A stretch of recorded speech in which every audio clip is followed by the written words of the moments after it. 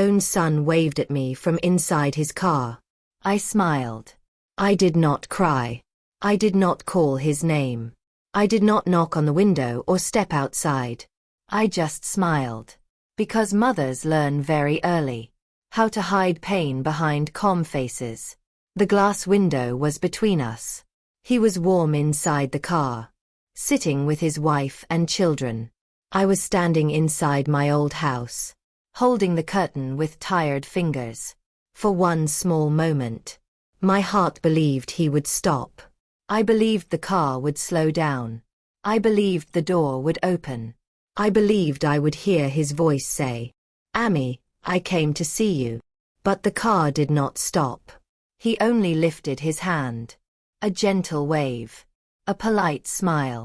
And then he drove away. The street became quiet again. No sound. No movement. I stayed there longer than I needed to. My hand slowly dropped from the curtain. My legs felt weak. But I did not sit down. Because something inside me was still standing. Something old. Something tired. Something that had waited many years for that moment. That wave did not hurt because it was rude. It hurt because it was final. In that silence, my whole life came back to me, not as memories in my mind, but as feelings in my chest. Long nights without sleep. Hands washing clothes until they cracked. Meals cooked with love, never counted. Dreams quietly pushed aside. I realized something that day. This moment did not begin at the window. It began many years ago, when I decided to give my children everything I had, and nothing to myself. I was a woman who lived only for her children. From the day my first son was born, my life stopped being my own. I remember holding him in my arms. He was so small, so fragile. His fingers wrapped around mine, and I felt a promise form in my heart. I will always be here. I did not know then how heavy those words would become. My days were simple. Wake up early, cook, clean, wait. But inside those simple tasks was my whole heart. I cooked slowly. I tasted food carefully, not for myself, but to make sure it was right for them. If a meal was slightly off, I felt guilty. If they ate happily, I felt proud. I washed their clothes with my own hands. When the machine was broken, I scrubbed stains late at night. I ironed their uniforms. While they slept, I watched their chests rise and fall.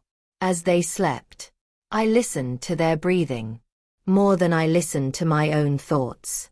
When they were sick, I did not sleep. I sat beside their bed, placing my hand on their forehead. I whispered prayers. They never heard. When they cried, my heart cried first. When they smiled, I felt rich. I never asked myself what I wanted, because I believed my happiness lived inside them. When my children were young, they followed me everywhere.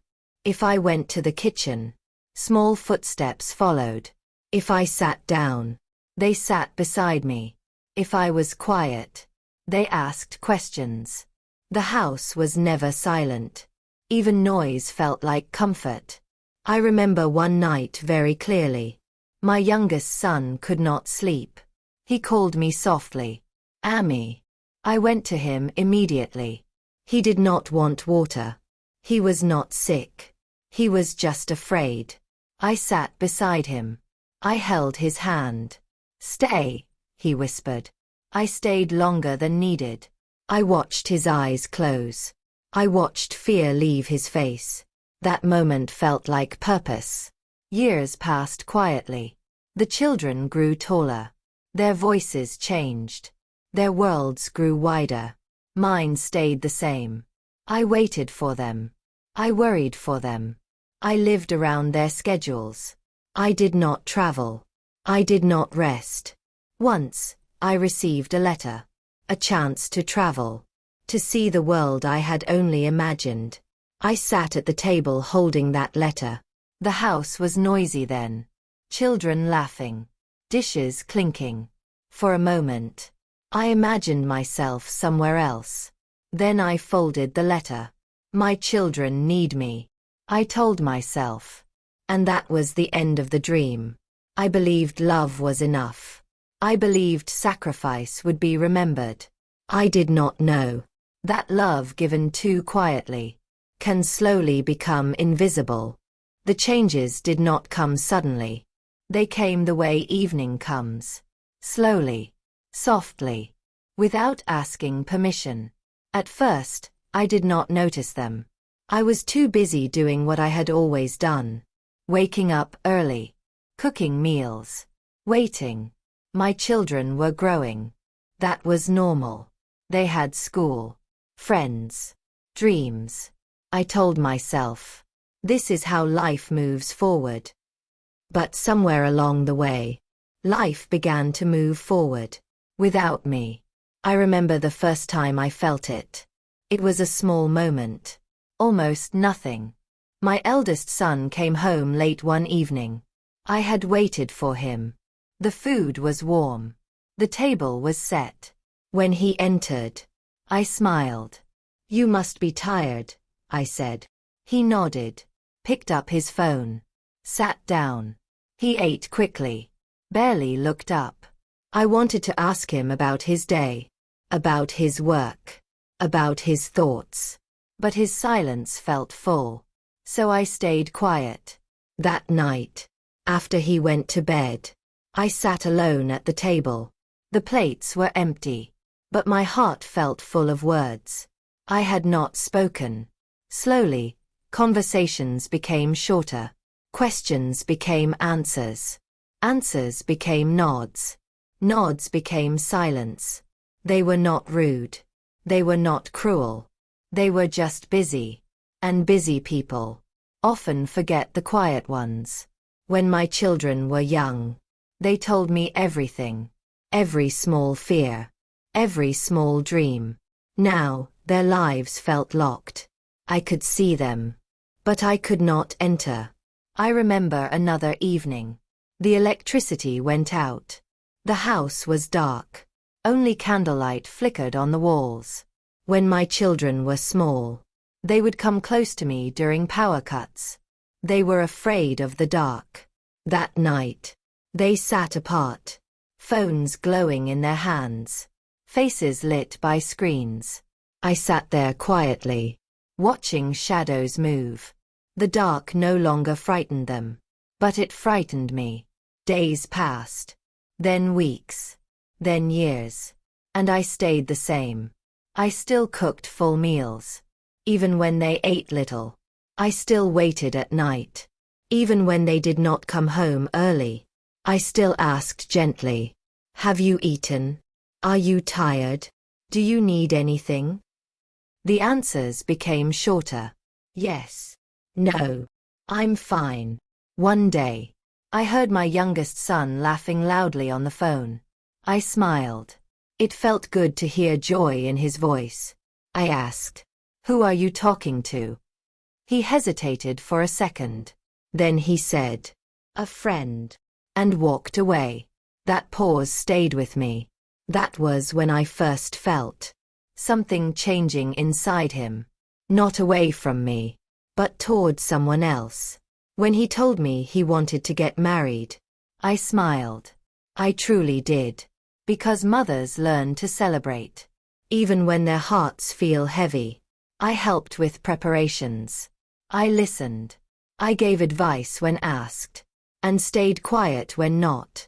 Inside, I told myself stories. He will always be my son. Marriage will not change love. There is room for everyone. The wedding day came. The house was full again. Noise. Guests. Laughter. For a moment, it felt like old times. I watched my son sit beside his bride. He looked happy. That was enough. After the wedding, things changed faster. Not in one day, but with every passing week. He began spending more time away. I understood. He had a new life. I told myself, give him space. So I stepped back. I stopped asking questions. I stopped waiting late. I stopped calling. I did not want to interfere. His wife was polite, respectful, but distant. She smiled when needed, spoke when spoken to. I tried to be kind. I tried to be gentle. But there was an invisible wall. Not built with words, built with silence. Sometimes, I wanted to sit with her, to ask her about her day, to tell her stories. But she always seemed busy, always somewhere to go. One afternoon, I overheard a conversation. My son was on the phone. His voice was low. Yes. I know. We will come later. I understand. I did not know who he was talking to, but I felt it. I was not part of that conversation. That night, I could not sleep. I lay in bed, listening to the house breathe. The walls felt different. The air felt heavy. Then came the day. My son moved out. He did not say it loudly. He said it softly, almost carefully. Amy, we found a place nearby. Nearby. That word sounded comforting. But it did not feel comforting. I helped him pack. I folded his clothes. The same way I always had. Each shirt felt like a memory. I smiled. I said, this is good. Inside, something cracked. After he left, the house changed again. Even quieter. Even emptier. At first, he visited often. Short visits. Quick greetings. I just stopped by. I smiled. I told myself, this is still love. But visits became less frequent. Calls became shorter. Messages replaced voices. One day, I cooked his favorite meal. I called him. I made something you like. There was a pause. Then he said, another time, Amy. Another time never came. I began to notice things. He no longer shared problems. He no longer asked advice. He no longer needed me. That realization did not hurt immediately. It settled slowly. Like dust. I tried to stay busy. I cleaned. I organized.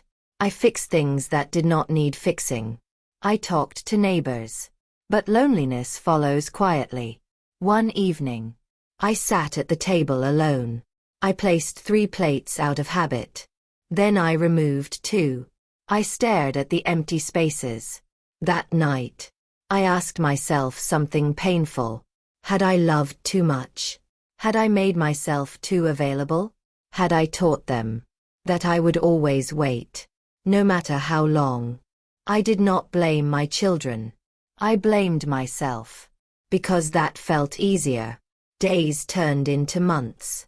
Months into years. I aged quietly. Then came the first long silence. Days without calls. Weeks without visits. I told myself stories again. He is busy. He is tired. He will call. One morning, I woke up with a strange feeling. Like something was about to happen. The house felt heavy. The air felt still. That was the day. I stood near the window. Not waiting. Just standing. And that was the day. I saw his car. But that moment belongs to another part of the story. That morning felt different.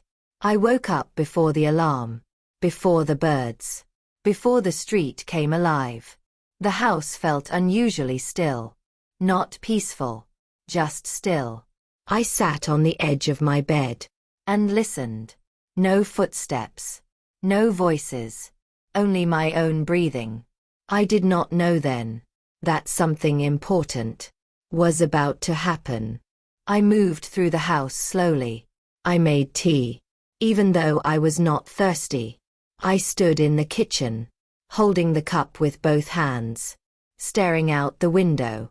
The street outside looked ordinary. Neighbors passing. Cars moving. Life continuing. I felt separate from it. After breakfast, I cleaned the living room.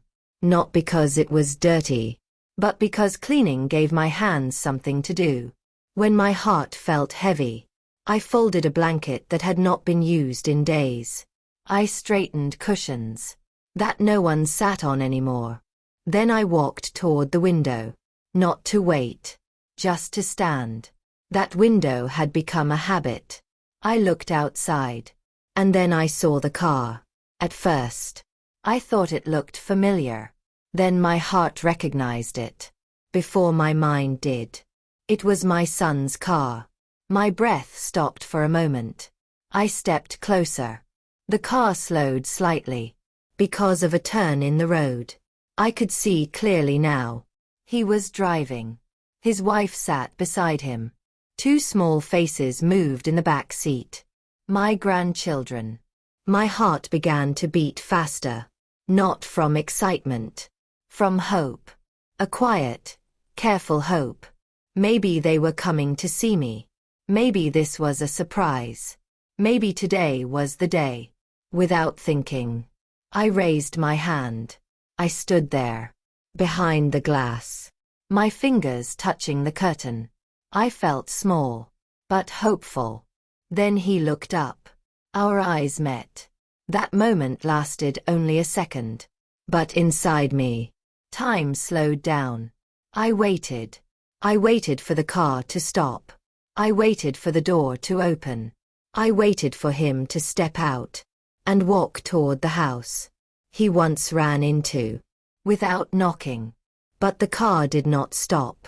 It did not even slow down. He smiled. A polite smile. The kind you give to someone you know, but are not close to anymore. He lifted his hand. He waved. That wave felt gentle, but it landed heavy. I stood frozen. My hand still raised. My smile still on my face. The car moved forward. The turn was complete.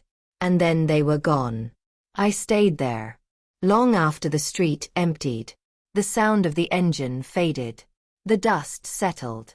The world returned to normal. But something inside me had changed forever. Slowly, I lowered my hand. It felt tired, like it had been raised for too long in life. I did not cry. That surprised me. I thought tears would come, but they did not. Instead, I felt a deep quiet. Not peace. Understanding. I moved away from the window and sat down. My knees felt weak. I sat on the sofa, where he once slept as a child. During afternoon naps, I placed my hands in my lap. They were trembling. My mind did not rush. It moved slowly, like it wanted me to feel every thought. I remembered the first time he held my finger as a baby. How tight his grip was. As if he feared I might disappear. I remembered walking him to school, holding his bag, because it was too heavy, standing at the gate, until he walked inside, watching him turn back, and wave at me. That wave felt different. It was full of trust. I remembered waiting for him, when he was sick, sitting beside his bed, whispering prayers, promising God anything in exchange for his health. I remembered the nights he could not sleep, how he asked me to stay, how I stayed, how I never left, until his breathing became slow and steady. I remembered giving up things without thinking. Invitations, trips, moments, because he needed me, because they all needed me. And then I compared that past wave to the wave I saw today. And I understood something painful. This wave was not for connection. It was for closure. I was no longer someone he needed to stop for. I was no longer part of his daily life. I was a memory, passing by, That thought did not make me angry. It made me sad. But more than that, it made me aware. I asked myself quietly, when did this happen? There was no clear answer. It happened slowly. Through silence. Through distance. Through good intentions. I realized something else too. I had made myself too easy to forget. I had always been available. Always waiting. Always forgiving. Always understanding. I never demanded time. I never asked for presents. I never said, I need you to. I taught my children to be independent, strong, confident, and strong people. Do not always look back. That realization felt sharp, but honest. That afternoon, I did not cook lunch. I was not hungry. I made tea and sat quietly. I replayed the moment again. The eye contact, the smile, the wave. I noticed details I had missed before. He did not roll down the window. He did not signal to stop. He did not hesitate. That meant something. It meant this was not accidental. It was a choice. That thought hurt. But it also freed me. Because if it was a choice, then I could choose too. That evening, I did not call him. I did not text. I did not ask. I sat with my feelings. I allowed them to exist, without pushing them away. I felt sadness. I felt loss. I felt love. But underneath all of it, I felt something new. Acceptance. I understood that my role had changed, and that holding on to the old version of love was only hurting me. That night, I stood by the same window again, but this time, I did not look outside. I looked at my reflection. In the glass, I saw an older woman. Tired eyes.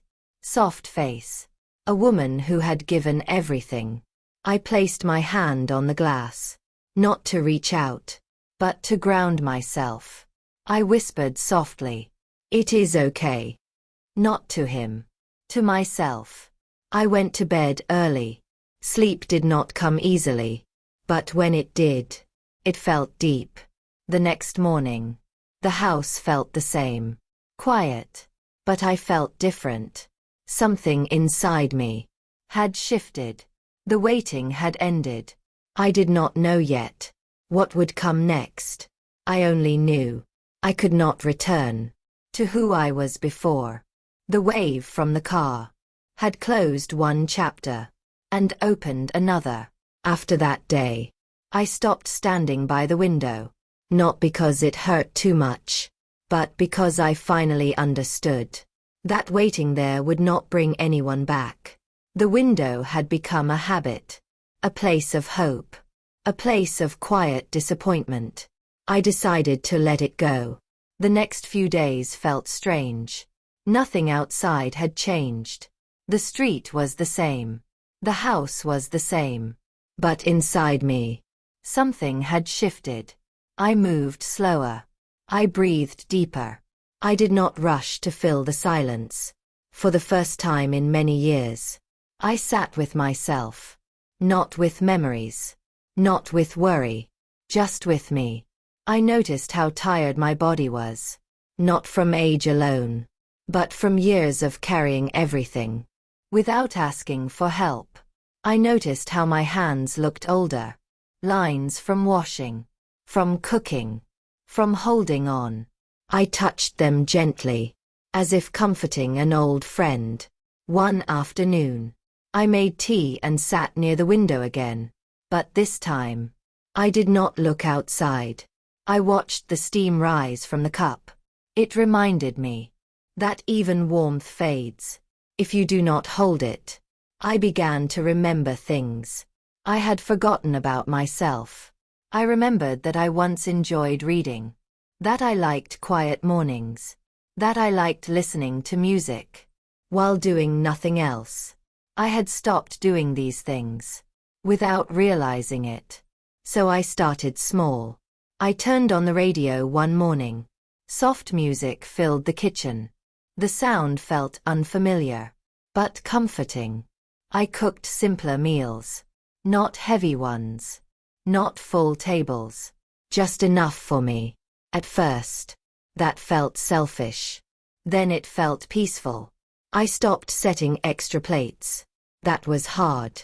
For years, my hands moved on their own. One plate for me. One for him. One for guests. Now, I placed only one. And I let that be enough. There were moments when guilt tried to return. A voice inside me whispered, "What if he comes today?" But another voice answered softly, "If he does, he will call." And that was true. Weeks passed. I did not hear from him. And for the first time, I did not panic. One evening, I sat with old photo albums. I opened them slowly. Pictures of birthdays, school events, family gatherings. I smiled.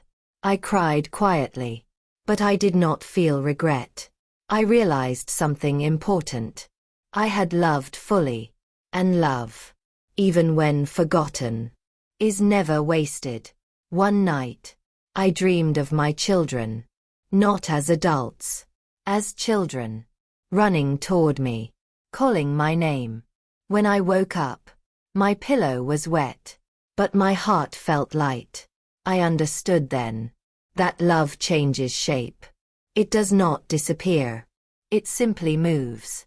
I stopped blaming myself. I stopped asking, what did I do wrong?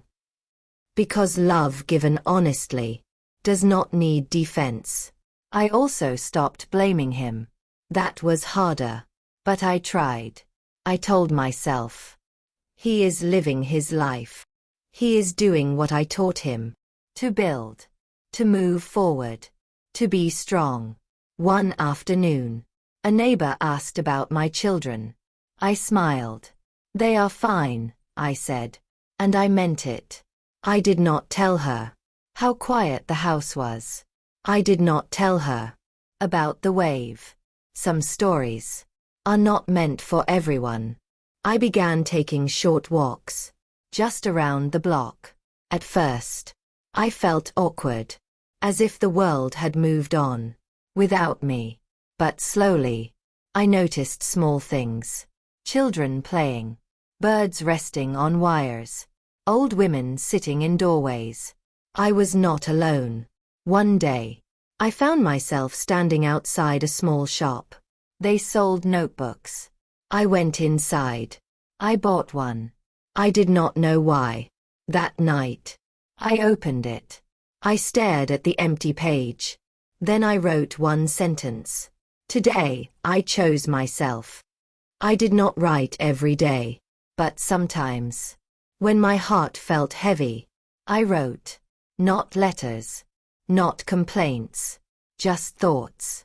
Writing gave my feelings a place to rest. Months passed. Seasons changed. The house still felt quiet, but it no longer felt empty.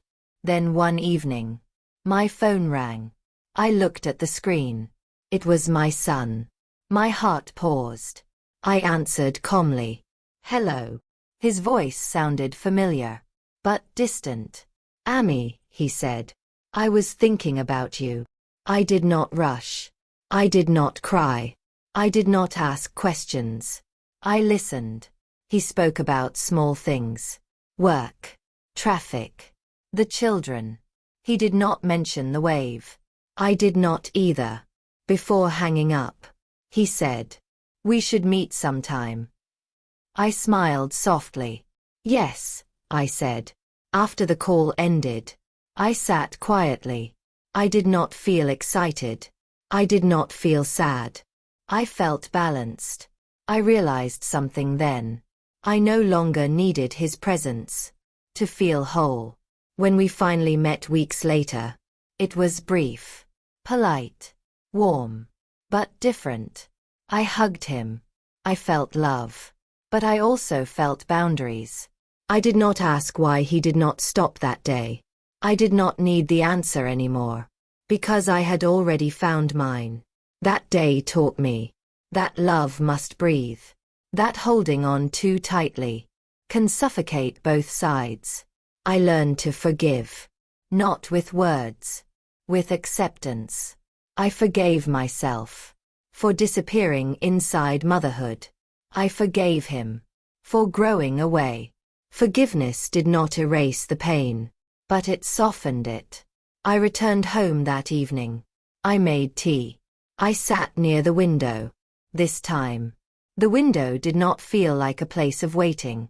It felt like a place of reflection. I whispered quietly, "I am still here." And I believed it. These days, my mornings are quieter, but they are no longer empty. I wake up slowly. I make tea without rushing. I sit by the window, not to wait for anyone, but to watch the day begin. The sunlight comes in softly. It touches the walls. It touches my face. I let it stay. I still think about my children. Every mother does. I wonder if they ate well, if they slept peacefully, if life is being kind to them. That love never fades, but it no longer controls me. I have learned something important. A mother's love should not disappear inside sacrifice, because one day, when the children move forward, the mother must still remain. I do not blame my son. He is not unkind. He is simply living the life I prepared him for. I taught him to be strong. I taught him to build. I taught him to move forward. And he did. What I forgot to teach myself was how to stay, how to live when the house becomes quiet, how to exist without being needed. I am learning now, slowly, gently. Sometimes, when I walk past that same window, I remember the wave. It no longer hurts the way it once did. It feels like a turning point, a moment that forced me to see myself clearly. I smile more now, not because life is perfect, but because I am present in it. I cook meals I enjoy. I rest when I am tired. I speak kindly to myself.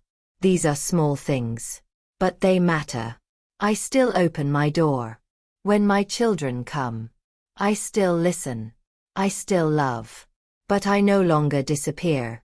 If you are listening to my story, and you are a mother like me, I want you to hear this. Love your children deeply. Give them your care. Support their dreams. But do not erase yourself. Because your life matters too. Your voice matters. Your presence matters. One day, your children will walk their own paths. And when they do, make sure you are standing strong on yours. I learned this late, but I am grateful that I learned it at all. The house is quiet tonight, but my heart is steady. And when I stand by the window now, I do not wait for cars. I watch the sky. I breathe. I smile. Because I am still here. And that is enough.